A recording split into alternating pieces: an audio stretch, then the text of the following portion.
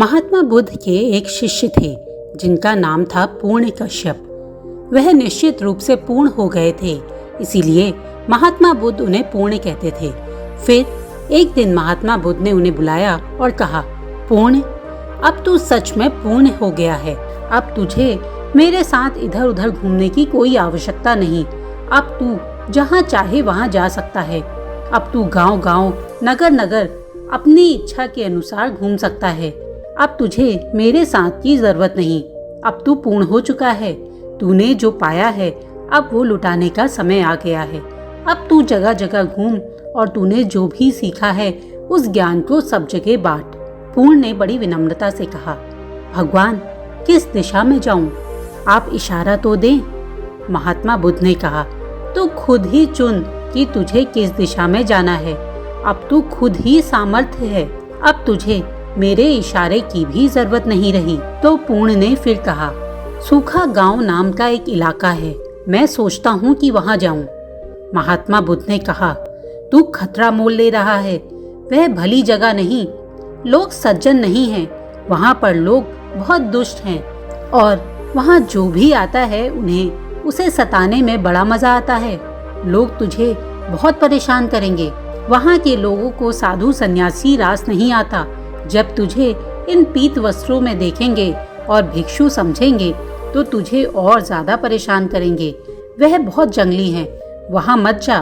तब पूर्ण ने बड़ी विनम्रता से कहा, प्रभु, इसलिए तो उन्हें मेरी ज्यादा जरूरत है।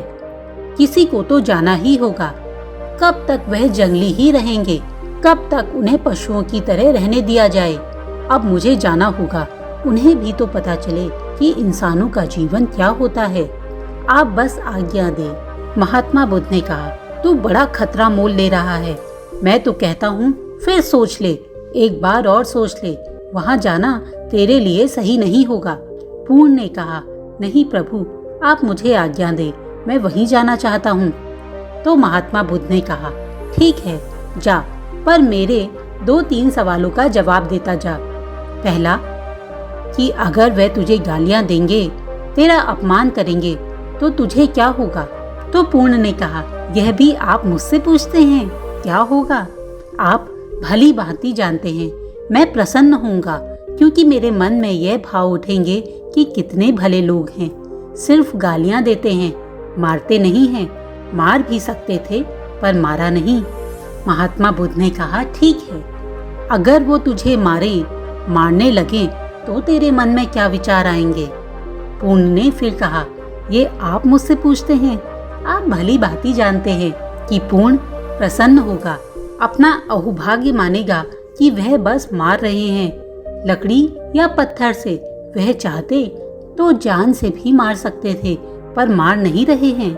महात्मा बुद्ध मुस्कुराते हुए बोले, बस अब आखिरी सवाल, अगर वह मार ही डालें तो मरते वक्त तेरे मन में क्या विचार आएंगे? पूर्ण ने फिर मुस्कुराते हुए कहा, प्रभु, यह भी आप मुझसे पूछते हैं? आपको भली भांति पता है कि मैं मर भी रहा हूँगा तो मन में ये आएगा कि अहो भाग्य, मैं धन्य हो गया कि इस जीवन से छुटकारा मिला। कोई भूल चूक भी हो सकती थी। महात्मा बुद्ध ने मुस्कुराते हुए कहा, तू जा, अब तुझे जहाँ जाना है तू जा। अब तुझे कोई गाली नहीं दे सकता। अब तुझे कोई मार नहीं सकता। अब तुझे कोई मार डाल नहीं सकता। ऐसा नहीं कि वह तुझे गाली ना देंगे, गाली तो देंगे, लेकिन तुझे उन गालियों का कोई असर नहीं होगा। ऐसा नहीं कि वह तुझे मारेंगे नहीं, लेकिन तुझे कोई मार नहीं सकता। कौन जाने, कोई तुझे मार भी डाले, लेकिन तू तो अमृत है। अब तेरी मृत्यु संभव नहीं। तूने अपने मन, अपने शरीर पर काबू पा लिया है। अब कोई भी विपत्ति तेरा कुछ बुरा नहीं कर सकती। जब हम अपने मन से, उसने मुझे डांटा, उसने मुझे मारा, उसने जीत लिया, उसने मुझे लूट लिया, ऐसी भावनाओं की गांठें मन में नहीं पड़ने देते तो हमारा मन शांत हो जाता है। कोई भी बुरी बात हमारे मन को विचलित नहीं कर सकती। तो सबसे पहले अपने शरीर, अपने मन पर काबू करना जरूरी है।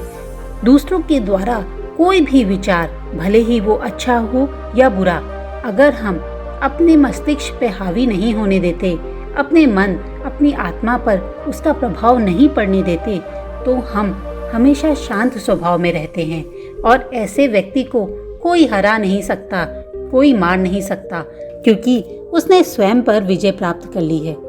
महात्मा बुद्ध ने कहा कि तू अब सर्वश्रेष्ठ है, तुझे कोई नहीं हरा सकता, क्योंकि सारा खेल मन का है। दोस्तों, आशा करती हूँ कि आपको ये कहानी पसंद आई होगी। जल्दी ही मिलती हूँ एक और रोचक कहानी के साथ।